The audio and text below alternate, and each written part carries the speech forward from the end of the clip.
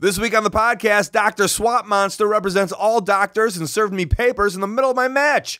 I also fought for the Mitzvah heavyweight championship for real, and my mom watched Kota Ibushi wrestle a blow-up doll. Enjoy the show.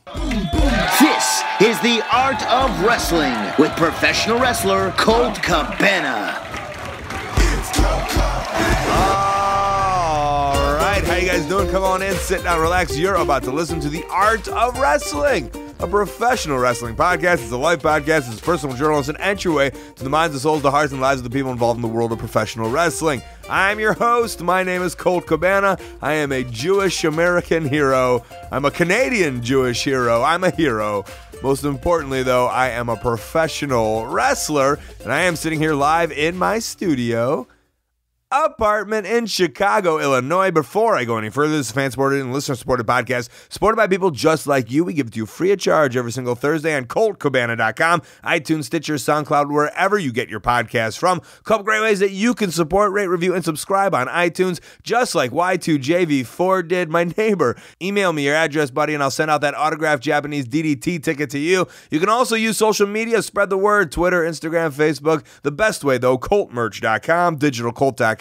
T-shirts, buttons, pictures, posters, DVDs, digital downloads, premium podcasts, children's book, micro brawlers, keychains, match-worn gear. It's all available. ColtMerch.com, DigitalColt.com. And what a weekend of silliness it was. Back on the road, feeling good, back to my normal self, back in the gym every single day, still eating a little like shit, but hey, one step at a time, right? And I had a Friday off, went to go see killer lineup at the Chicago Theater: Bert Kreischer, Kyle Kinane, Sal Vulcano, Nate Bargatze, and then right to work with 3 shows. 2 shows were only announced. There was a surprise Monday show that I didn't need to announce because it was not public. I mean, you better believe the day of it, social media-wise, I was tweeting and Instagram storing away, but let's do them one at a time. Saturday was a close show, so it wasn't that hard to hit the road.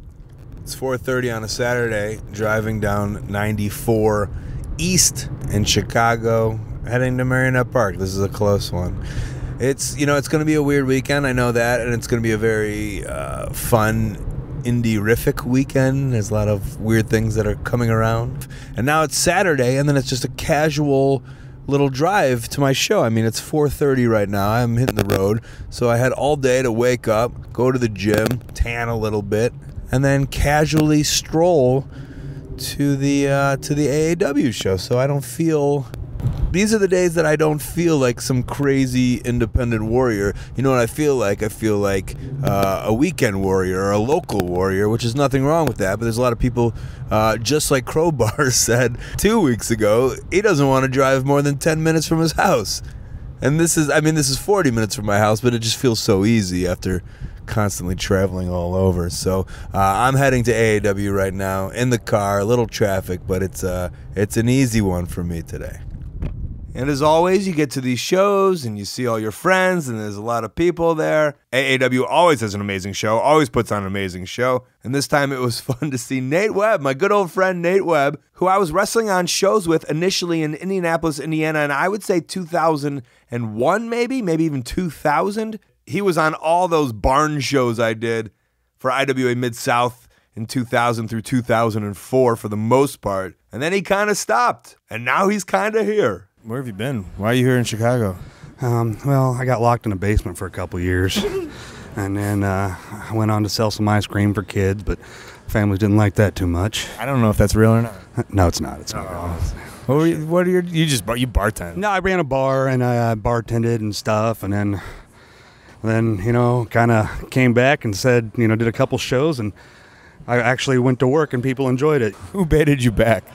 I did like 3 shows Fastlane week as an extra for WWE. And Hold on. So you haven't wrestled in 9 years, and then you're like, I'm gonna go do some WWE shows. I got an email, and that's what happened. And who emailed you?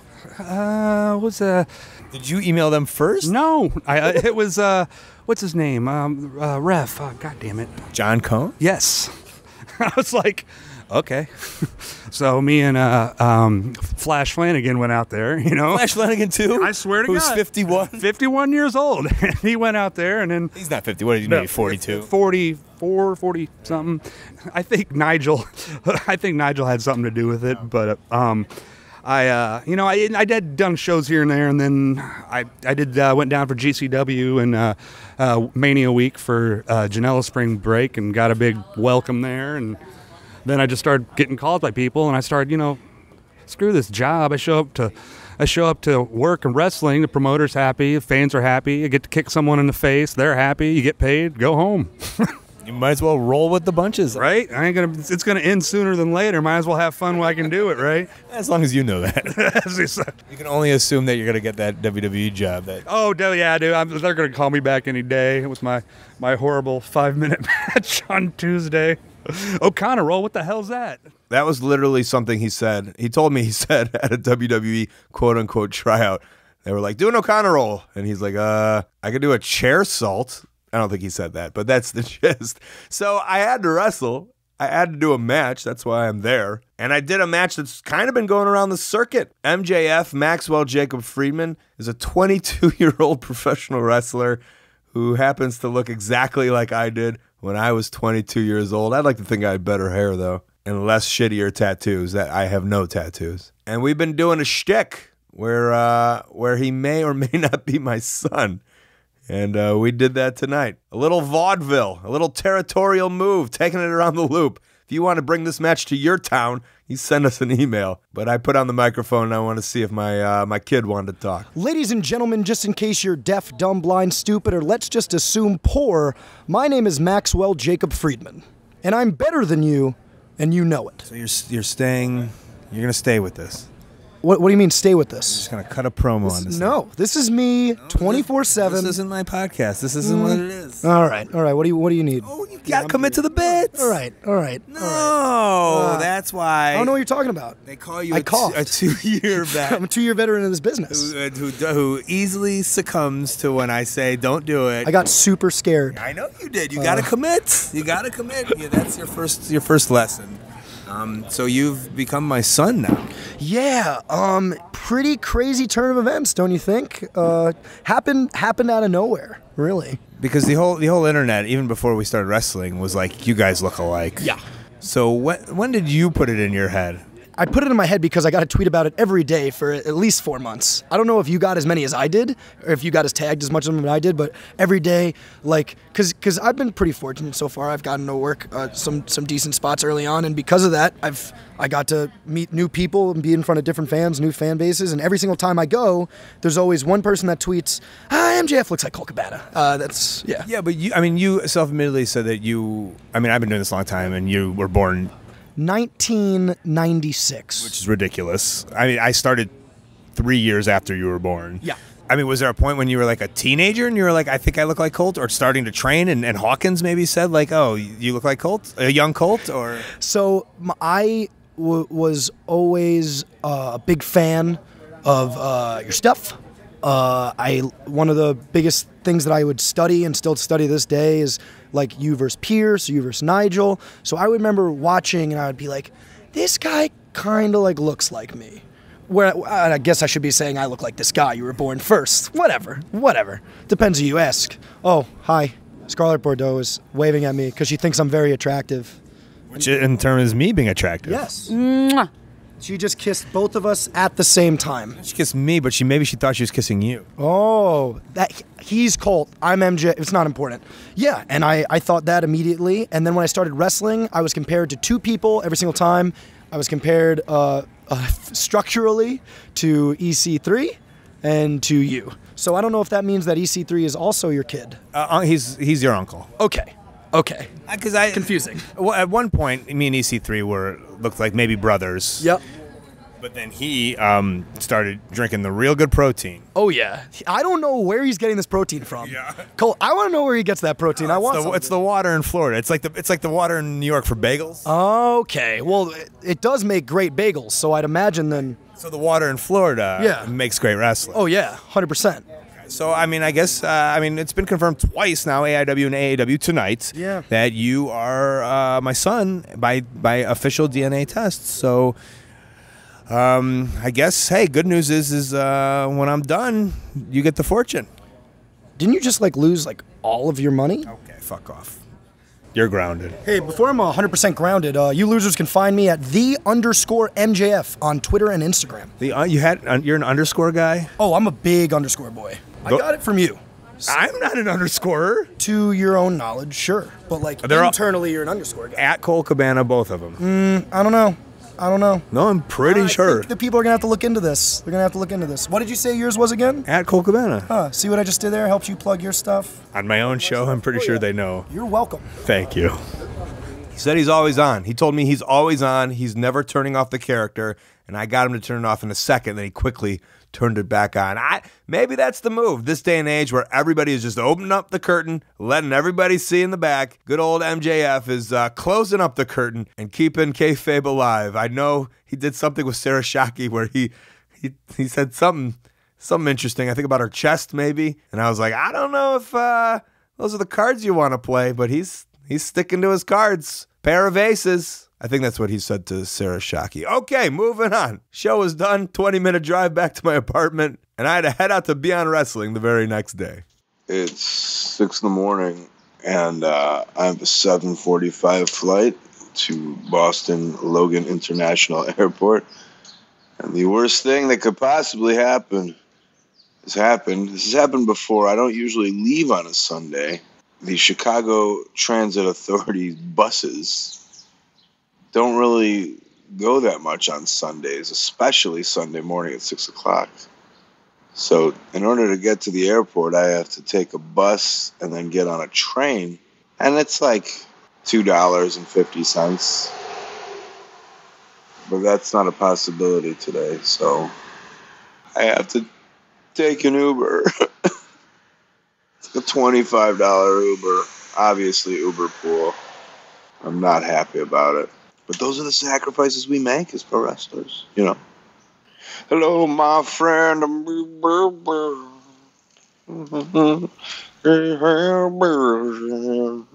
That was my sacrifice, and I only know that song from WWE television 10 years ago. But it's still hammered in my head, just like Let the Bodies Hit the Floor. I think that was used, right? All right, I got to Boston. $3 tip on the Uber. I think it brought it to $28. And beyond, like always, a fun show, but an early show, right in the car, right to the venue, and a very cool venue. And I thought I would let ring announcer extraordinaire Rich Palladino help explain exactly where we were. So I assume as the voice of Boston wrestling. Yes. I thought we were in an interesting building today.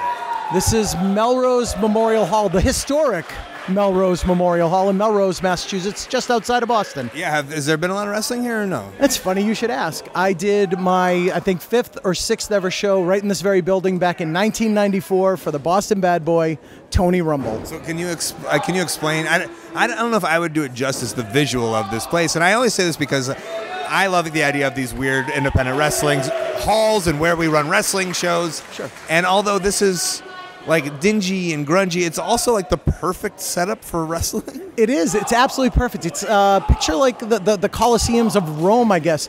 It's very theater-like. So the ring obviously in the middle of the floor, there's a stage, and then just like stadium seating all the way around. Ringside seats, of course, and then stadium seating all around. It's basically wrestling in the round, I guess. Yeah, do you know what else they do here besides wrestling? Well, also wrestling is that's what wrestling is. Well, yes, but they do like, plays and musicians and whatnot. I've only been here for wrestling for the past, 24 years. Like, because we're in Massachusetts, some of us thought that, like, when the Constitution was touring, like back in the 1800s or whatever, the 1700s, when was Constitution? I don't know. I sound like a real idiot. You don't know either? I only know wrestling history. That's it. You want to ask me when San Martino won the title and stuff like that, I'm fine, but don't get me with the U.S. history, please. I think when they first did the Constitution, they were touring it. Like, they showed it here. It very well could be, and it does need a little bit of a paint job as we look up at the rafters over here. Yeah, I wouldn't want to be that guy though. Up on be a very tall ladder. Who was wrestling when you were here? So we had Doink 1 and 2, the late Matt Bourne and Steve Kern as Doink 1 and 2 in this building against the Troublemakers for the Century Wrestling Alliance Tag Team Championship. We also had Vic Steamboat, Ricky's little brother, who lived locally. He was our heavyweight champion. He defended against Kevin Sullivan. And I don't want to go off topic here, but I took my first of only a few bumps I've ever taken in this business. Kevin Sullivan, like, literally ambushed me right in front of that stage, and it was Tony's way of breaking me into the business. It was terrifying. Wow. And I'm now wrestling here. You are wrestling here. You and the super cop, Dick Justice. That's right. Against the Gentleman's Club. I mean, we're here for Beyond Wrestling. Let's get that out there. History is being made. I always love thinking about that. I was in the same locker room where Steve Kern was, getting dressed as Doink on an independent show, probably hating his life. You know he was. And Matt Bourne was probably doing a lot of illegal substances in his body. And the same tradition goes on. The same tradition happens. The match itself, me, Super Cop, Dick Justice, we were a tag team versus Chuck Taylor and Orange Cassidy. A lot of silliness, a lot of shenanigans. And at the very end, the Swamp Monster, who is, Orange Cassidy and Chuck Taylor's mascot of some kind, who have been in a lot of matches. He dressed up like a doctor. He came in, he served me papers, and he gave them to my own tag team partner, who legally, because he is a super cop, had to give me the papers, and I was being sued on behalf of all doctors, forcing me to lose my temper and clothesline this specific doctor as hard as I possibly could, getting it out of my system, and also happy to make fun with myself, of myself, with the situation, of the situation. And then that caused me to lose. Orange Cassidy rolled me up. It was a sad day. And I thought, out of the sportsmanship of it, because at the end of the day, this was an exhibition. I would talk to my opponents. Most importantly, Chuck Taylor jumps on, and then Orange Cassidy kind of comes in a little bit later. We did it. We never win, and we won tonight. You and Orange Cassidy never win? Never. No, ever. Well, you pulled out the Swamp Monster, who came dressed as a doctor and served me papers. I just feel like you've really ran afoul of the whole medical community as a whole. I thought you were going to say I've really found something and then really ran it into the ground as much as I could. Like you've taken this one-note joke and just really smashed it to death. I'm saying that, but you still got a Swamp Monster. We have 3 of them, actually, that people know of. I want to kill him, though. You're going to murder the Swamp Monster? Yeah, like real gruesome and bloody and stuff. Orange Cassidy. We're talking about your cheap Vic tonight. Yeah, I beat you. Clean. Clean? Yeah. Chuck Taylor says he wants to murder the Swamp Monster. You do. He does. He said I want to. I do. Why? I like him. He helps him win all the time. Clean? By the way, I pinned you with no hands today. Watch the tape. In your movie, how does the Swamp Monster die? I think he gets cut in half like Darth Maul at the end of The Phantom Menace. Also, let it be known that when I was in 4th grade, we had to write a short story, and I tried to write like a movie in my head, like a cinematic movie about like the main person dying, like all dramatically, and then I was sent to therapy. No, for real. For real. 3rd grade, I wrote a short story about an avalanche that killed my whole family, and a girl in my class that I probably had a crush on looking back, but like somehow she died in the story, and my mom read it before I took it in, and she wouldn't let me turn it in. I was like, Mom, they're gonna not let me have recess. And she's like, they're gonna take you away from me. Mom, they're gonna give me, like in my head, I was gonna win an award, and like De Niro was gonna come find me, and like my mom was like, he's either gonna turn into Stephen King or Jeffrey Dahmer. We don't know which one yet. And the show is over. The show is over. The Sunday show, Beyond Wrestling, is over. Now, before we move on to the big Jewish main event of this podcast, I do want to tell you about a sponsor, and it's Blue Chew. And they were a success on the trial episode. A couple of the wrestlers actually hit me up to get that promo code from me again. And it's Colt, guys. It's Colt if you want that promo code. P.S. My sex drive is back, baby. That's right. But maybe some of you aren't as ready to go as I am. Well, with Blue Chew, you can increase your performance and get that extra confidence in bed. BlueChew.com brings you the first chewable with the same FDA-approved active ingredients as Viagra and Cialis, so you know they work. And because they're chewable, that means they work up to twice as fast as a pill. It's prescribed online and shipped straight to your door in a secret package, so you don't have to visit a doctor in person or wait at a pharmacy.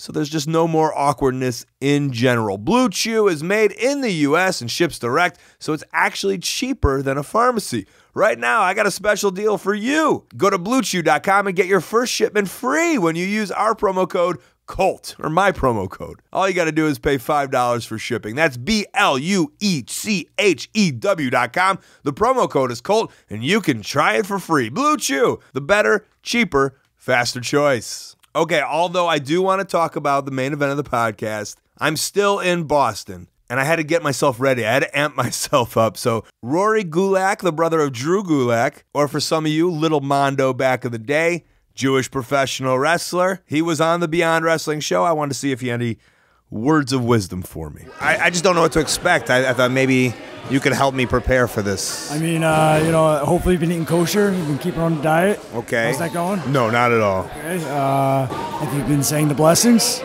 When someone sneezes, I do, sure. You've been selling Shabbat? What's that? You know, the Friday night, you can't play on your... Friday night, I'm booked. Friday night, I'm booked. Friday night, I'm booked. All right. Well, I guess This is a Monday show. Oh, a Monday. Oh, yeah. Is there any Monday Jewish rules?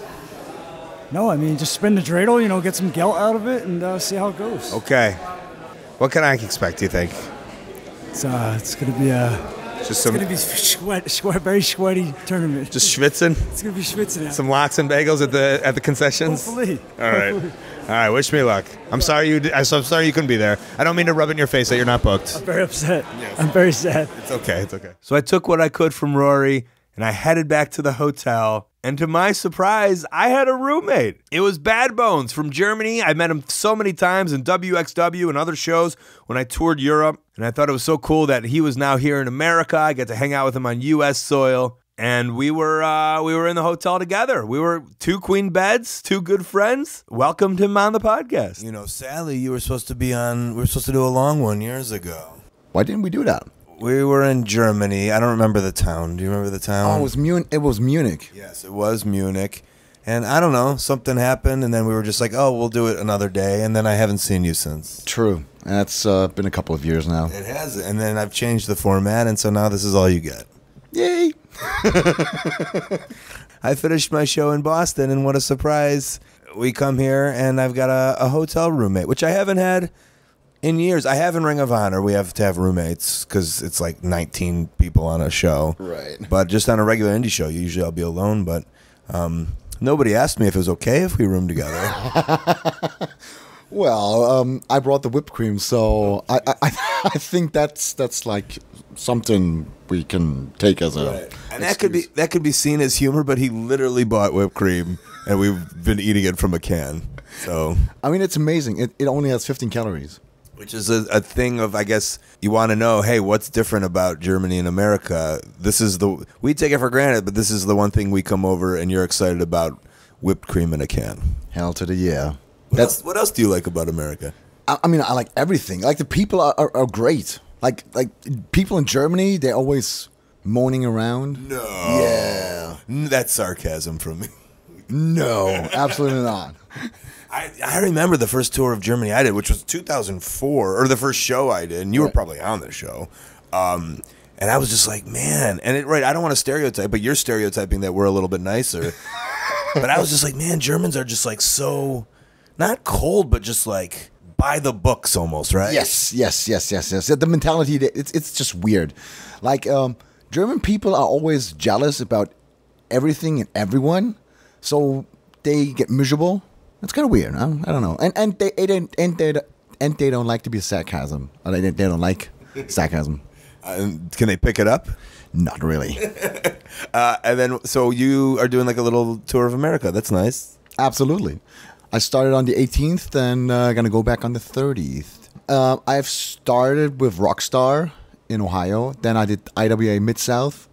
Then I was at Evolve in New York yesterday. And did Boston, like Beyond and Evolve with you, like the Beyond show. Now we're sharing rooms together, eating whipped cream. The next week it's Rockstar, IWA, and CCW. And WXW, which is not the only place, but the place I wrestle in Germany for the most part. it's kind of taken off a little bit, right? It's doing good business. Absolutely. Like they have like 90 to 100 shows a year now. Like at the last 16 Carat, they have like 1,000 people per show, and they have like 3 days. It was amazing. Okay, I still had the Jewish show on my mind. It was still something I was thinking about. I was getting excited about for tomorrow, the next day, and I didn't know if I should. Should I say anything? What do I do? I said something, so I tried to sneak it into the conversation. You play a good heel, right? Think so. I guess so. I don't know. Am I? Well, I mean, I'm going to a show tomorrow where you'd probably be a really good heel. Wow. Wow. Maybe yes. Is that too much? Too soon. You know the show I'm talking about. Yes, I do. How did you know? Dave Starr tell you? Absolutely. That's all right. That's an okay joke. You're a sick fuck, right? Absolutely. I mean, if you want to bring me as a heel, I'm monster heel tomorrow then. You're a top guy. I didn't know if I was going to say it or not, but I was like, I'll sneak this one in. Good one, though. All right. Have enjoyed the rest of America, and I'm going to turn this off, and we're just going to watch TV and go to bed and eat whipped cream. So We shared some whipped cream. We went to bed. I got up, and I headed to Toronto, got to the hotel, got picked up, both David Starr and I, and we headed on off right to the venue. And I did mix a bunch of clips here together. I just kind of kept the whole recorder on when we first got there. And here's kind of the very first reactions as we get to the quote-unquote venue. We're walking into the venue. Yeah. We haven't gotten there yet. It's a cul-de-sac. Kind of. Oh, no, it's not. Sorry. I lied. It is basically a cul-de-sac. It's a cul-de-sac, and there's houses, and we're just in a neighborhood. Yeah. This is going to be... I get more and more interested as the day goes on. This is going to be a very interesting event with 500 Orthodox Jews here. So that's what he says. I don't know if that's right. That's what I was told. You were told that? That's what I was told, the information I was given. Okay. We're walking into the locker room, a.k.a. a man's house. Okay, I see the ring. It's straight up in a backyard now. So, you guys can set up your gear downstairs. There's tables, chairs, there's a washroom, and then you can chill or people are in the ring. Thank you. No problem. We got Orthodox ladies outside saying that they're worried that their windows are going to break and that they want to sue us right now. Whose windows are going to break? Their windows, their neighbors, people in the neighborhood, and that... Because I saw on the flyer that Sanjay sent me that, sorry ladies, only guys. Exactly. So they're not even allowed to participate in the show. I thought that's why they would be... No, they're pissed off because the noise and that they want to watch TV tonight, and that last year somebody puked on their driveway, and they want to know how we're going to make sure this doesn't happen again. Do you want to interview them right now? No. They're outside threatening to sue. It's perfect. Do they want to talk? Why not? Let's see. Oh, man. One of the top Jewish wrestlers in the world right now. Hi there. He's come all the way from Chicago. So just in case you think this is like some sort of amateur thing. It's not about that. And I don't really care what you're doing. I just know that the intrusion and the noise that comes into the houses rattles the glass. Mm-hmm. I put the TV on, okay, go in the den, don't stay in the back. Can't even hear the TV. What are you watching? Doesn't matter. This is, the speakers bounce the noise. It's not okay. It needs to be in a space that can hold I it. just want to reiterate how much tzedakah is being done right I now. don't give a shit. You can raise tzedakah in a place that's better suited for the event. But you know how competitive it is to throw these events and have people attend Open their wallet. and I open get it and it. dish out for this isn't another chicken dinner, right? No, and the I fact get that and what we're gonna do for one night of disruption is we're gonna be able to feed thousands of families Shabbat dinners over the course of the year. God, I know those mothers so well. The great Sami Zayn once said this quote to me to tell other people, just be cool. It's the ultimate even or upper. If you tell someone no one wants to not be cool. Just be cool. Hey, just be cool. And then you're like, oh my God, am I not being cool? Yeah, you're not being cool. Just let some Orthodox Jews enjoy some wrestling, for God's sakes. Moses' sakes. This was all put on by the Megan Boys, who run a giant event operations out of Toronto. You might know them as the Iron Sheik's cousin or handlers. I don't know. They were, they made that Iron Sheik documentary. They also are helping out with Virgil, and they grew up in Toronto in the Jewish wrestling community with Stu Stone, the guy I thanked for 7.5 years for helping me get the start to this very podcast. And Stu was my liaison. He brought me on board. He booked me for the show. And my very first hello, I kept the recorder on and wanted to talk shop with my buddy who brought me to the show, Stu Stone. Are you in the middle of something? I'm recording you. Oh, I'm getting sorry. my first reaction of seeing Stu, who invited me to this. We've already been in the middle of it all. How?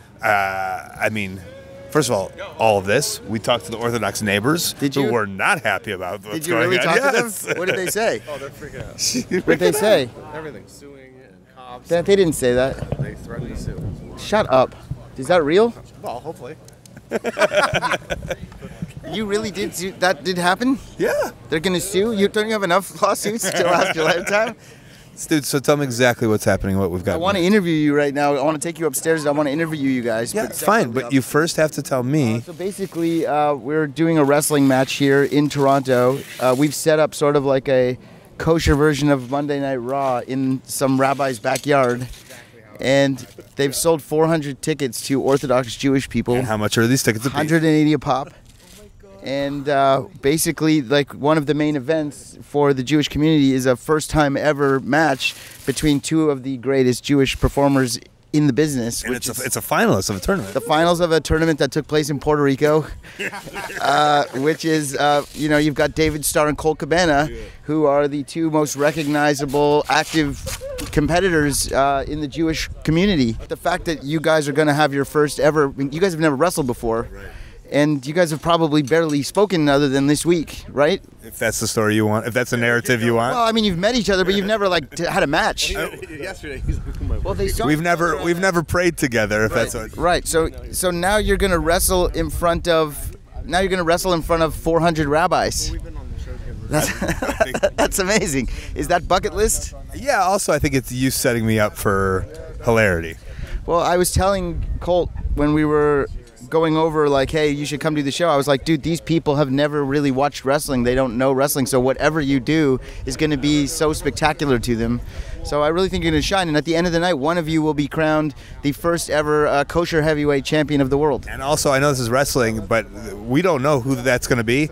And I don't want to know, but until the match starts. But my fingers are crossed because that title, it looks beautiful. Well, I wouldn't use the word crossed. I wouldn't cross too much if you were trying to win the Jewish title, but maybe starred. And you wouldn't want to star things because David Starr is your opponent. Explain that title for me. It is basically a version of like what you would see sort of like a WWE championship, but instead of the WWE logo, there is a huge Star of David out of diamond encrusted in the center of the belt. And one of you guys is going to win that championship in a few hours. Oh, my God. All right. A boy can pray. In the past, I was told that these events have had so many weird, bizarre stars, and that was the case today. Sadly, last year, Canadian's fastest man, Ben Johnson, was in this Rumble at the very end. And today, I was running into people left and right, including this guy, Chris Masters. Show hasn't started yet. All the Orthodox friends are out there. They're eating. The show starts about 20 minutes. Do they know the title of the show? And what's the title? Slamming with Shabbos? I didn't know that. Right, isn't 3. It? Slamming with Shabbos 3. So there's been 2 other ones. And they're apparently, what a nice little surprise that you showed up here. No, it's a nice surprise that you showed up here. I know. What are you talking about? You were surprised. I was surprised. Everybody was surprised. And the way you saw me was actually kind of funny. With Jason Sensation, you were taking a picture and I just photobombed him. Because he was dressed as Stone Cold Steve Austin, and I was just like, look at this schmuck dressed as Stone Cold Steve Austin, and I didn't even realize it was Jason Sensation. And then I was like, And then when I found out, I was like, oh my, that wasn't a schmuck. That was Jason Sensation. I know. It's funny, yeah. But like, did you ever have Jason Sensation on your podcast? No. Oh, we need to make that happen, just for the sake of just to do some voices. I mean, it doesn't really get old. I mean, I feel bad asking him because everybody asks him, but it doesn't get old. It's so good. What's your favorite? Oh, when he does a conversation between like Vince and Brett or Brett and Sean, like he'll do the interaction between. Have you been around him? I've never been around him that much. Oh yeah, because he's been on a couple independent shows with me out here in Canada. Gotcha. And the guys, every show that I'm at him with, they just egg him on, and he'll do it for hours on end. One time he had like a 5-way conversation between like Hulk, Vince, Sean, Brett, and like someone else odd. I don't even know who. Maybe I'll do that for the Easter egg of this. If you listen to the very end, we'll get Jason to say something. Oh yeah, you need to. So we kind of self-admitted this on the last, when you were here. I mean, you're kind of a member of the tribe. Oh yeah, You're allowed to be here. Yes, I am allowed to be here. Not many people know that, but you know that. Well, the world knows it a little bit. I walked around with that Colt Cabana Jewish Starr pin for about a good couple years in my bag. It was just always with me. I didn't purposely get rid of it, but I don't know. Sure. You know what I mean? I'll get you a lapel one that I have now. Oh, please. Yes. So, well, thanks for sharing this this moment with our people and professional wrestling. I know. I think this is going to be a great night. What do you think? I'm excited. Aren't you competing for the first ever, what is it, the Jewish Heavyweight Championship? Yes. Really? History is going to be made tonight. History is going to be made. Don't downplay it. Don't underplay it. Right, there's a title and everything. This is a big deal. This should be on like iPay-per-view or something, don't you think? It should be on Oi pay-per-view. Oi. Yeah. Oh, there's the bell. Oh. And the show started, and there was 4 matches, and then the main event, myself and David Starr. There's 2 main events. There was myself versus David Starr, and then a giant battle royal at the very end, for which, of course, Gian Megan would put himself as the champion, in the main event. And sure, his name is Gian Megan, but his wrestling name is Celine Gian. And David Starr and I, we went out there, and David and I will talk about how the crowd was and how much they enjoyed it and the idea of these Orthodox Jews watching their professional wrestling. But the championship was on the line, and no spoiler needed, folks. Colt Cabana, your Mitzvah heavyweight champion. Broke my heart today, man. If we should recap this match. It's heartbreak the whole time. The whole thing. Because I really wanted to be the North American Jewish heavyweight champion. And you were the better man today, man. I was the bar mitzvah boy today. Bar mitzvah boy today. Is this the weirdest show you've been on? I can only imagine the shows you've been on.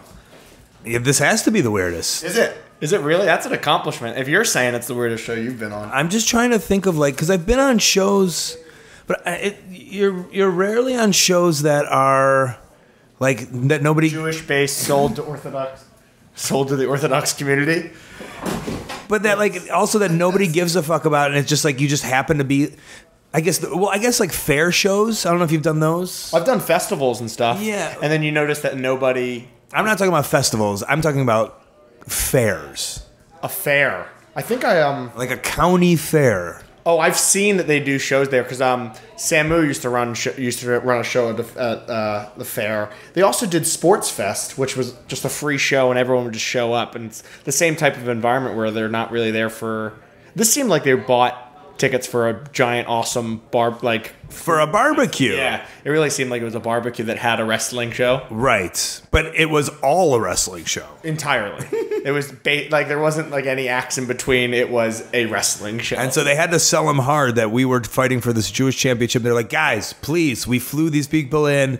They are really Jewish. You should appreciate them. They're really Jewish, and they actually when Stu got in, he put over the fact that it was a real wrestling match. We were the real doing some. Right, he was selling it hard, and they still barely cared.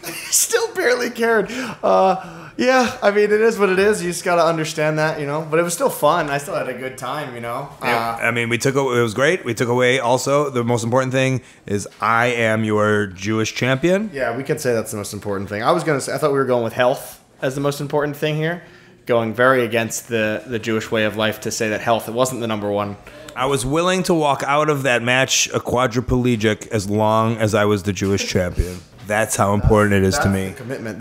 I've never been to the Maccabi games, and today I feel like I finally won. You were a gold medalist. You were announced as a Maccabi Games gold medalist today. A 97 through 99, I know I was announced at that, but I was just trying to get over with these Jews. That was it.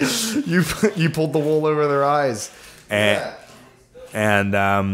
Yeah, so this is a big day for me. So, congratulations. That's all. That's the only reason I had you on here was for you to congratulate me. Yes, I'm sure it was. You piece of trash. I'm just gonna cry all night now. And so it's been a chief. Thanks, David. Thank you, Colt.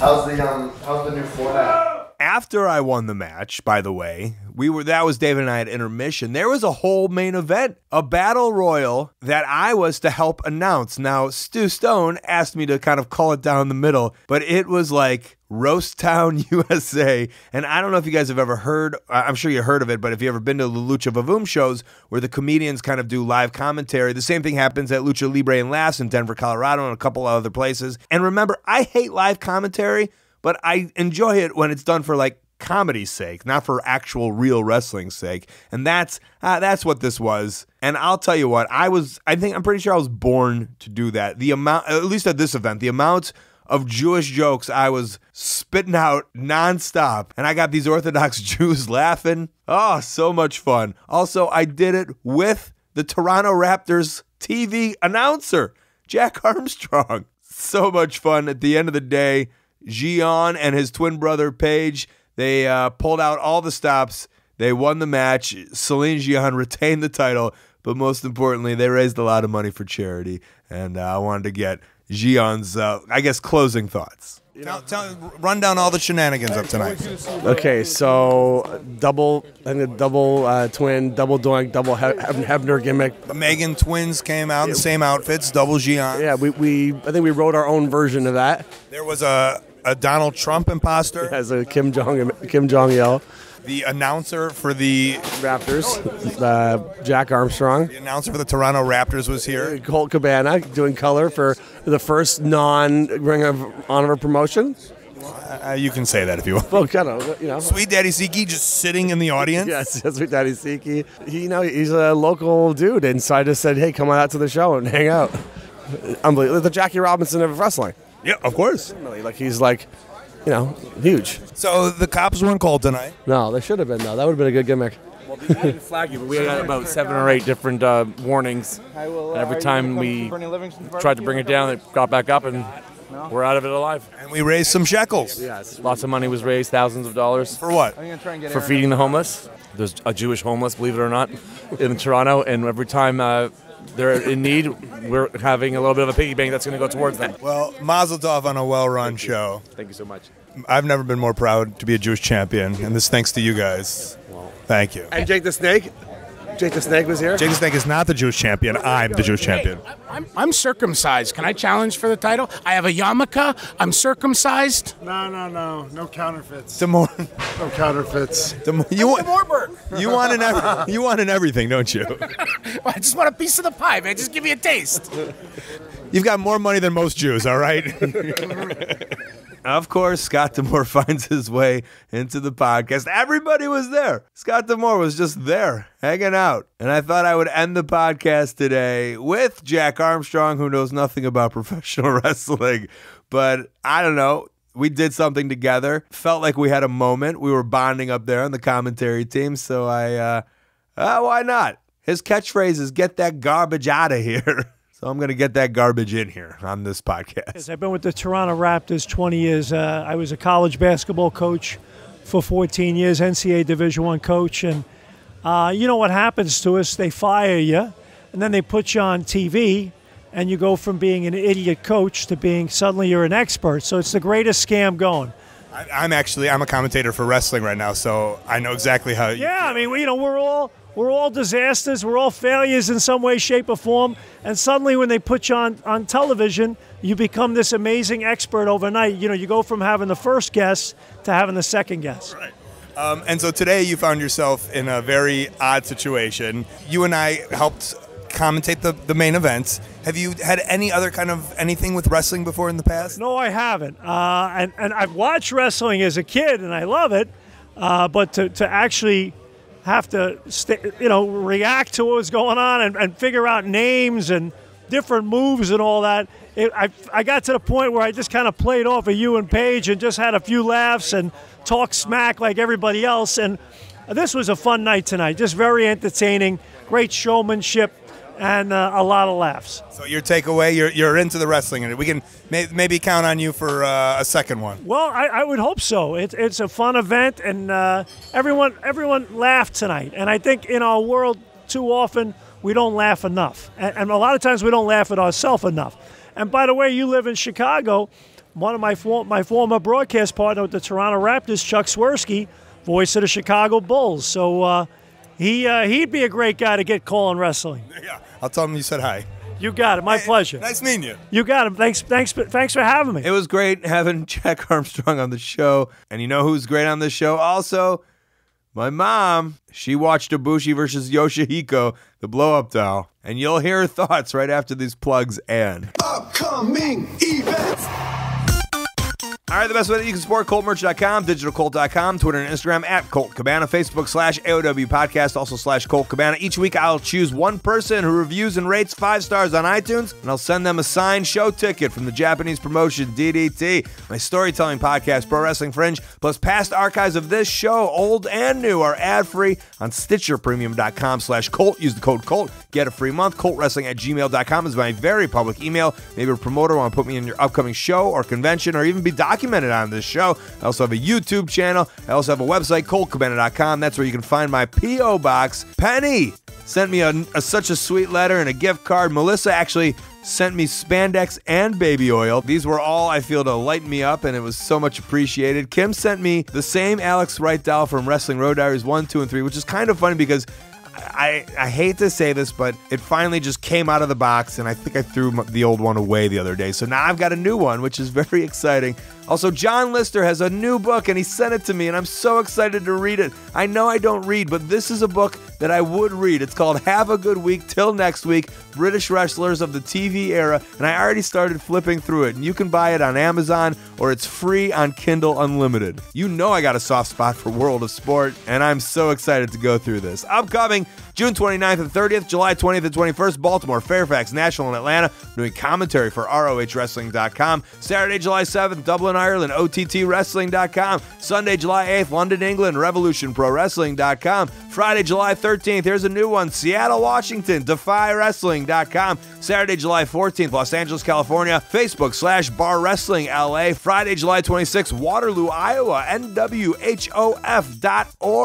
August 3rd through the 26th, I'll be at the Edinburgh Fringe Festival, Edinburgh, Scotland. Go to edfringe.com to reserve some tickets. They're pay what you want every night at 11 p.m. with Brendan Burns. We're watching wrestling. We're making jokes. Then I'll come back home, and I'll be at the Starrcast on Sunday, September 2nd. Am I doing the All-In show? Ooh, you'll have to find out. Intro music by the Ukulele Teacher on YouTube. Outro music by Superfun, Yeah Yeah Rocket Ship. Podcast cover art and design by Jimmy Lee. Photo by James Muscle White. Huge thanks to Nate Webb, MJF, Rich Palladino, Chuck Taylor, and Orange Cassidy, Rory Gulick, Bad Bones, David Starr, Stu Stone, the Megan Twins, Chris Masters, Jason Sensation in a second here, and Jack Armstrong for coming on the show. Thanks to our sponsors, HighSpots.com, a beautiful VOD service where you can watch myself, Marty, Chuck, and Trent talk about our hogs, AMA knee pads, gear, masks, a wrestling ring, OneHourTees.com. They help run ProWrestlingTees.com. It's got a huge sale July 2nd through the 6th. 20% off all orders with the code AMERICA. God bless it, am I right? All right, hashtag Ask Cabana Mom. That's where you just tweet me at Colt Cabana. Use the hashtag Ask Cabana Mom. And you ask my mom something you want to know. This week, at Hardbuckle says, I'd love to hear what Mama Cabana thinks of Kota Ibushi versus Yoshihiko from DDT. So I showed her, and here's her review. Hello, this is Mama Cabana from her studio apartment in Chicago, Illinois. I did watch the match. I can't pronounce their names, but you will know what the question is, so you'll be able to figure out who I'm talking about. At first, I thought the doll was actually real. I wasn't quite sure. It took me a while to be convinced. I thought it could be a very, very skinny person just flopping around. But then I tried to find them breathing when they were, in the ring, to see if I could see a heartbeat or their chest pumping up and down, which I really couldn't.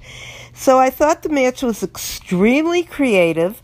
I thought the wrestler was extremely talented, and he just made the match look like he was actually wrestling a real person. I would go see that. I found it very interesting.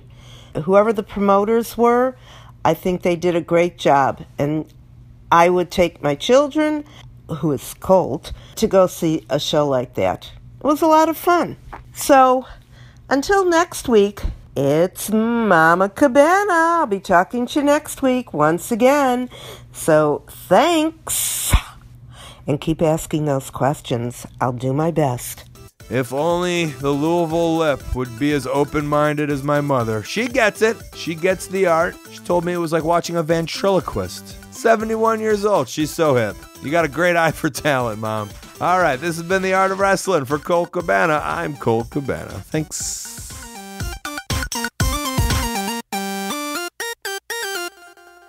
If I had to pick a favorite wrestler of all time, I would have to say is The Wall. From WCW, great gimmick, the best gimmick ever. I would manage that guy. I would endorse The Wall.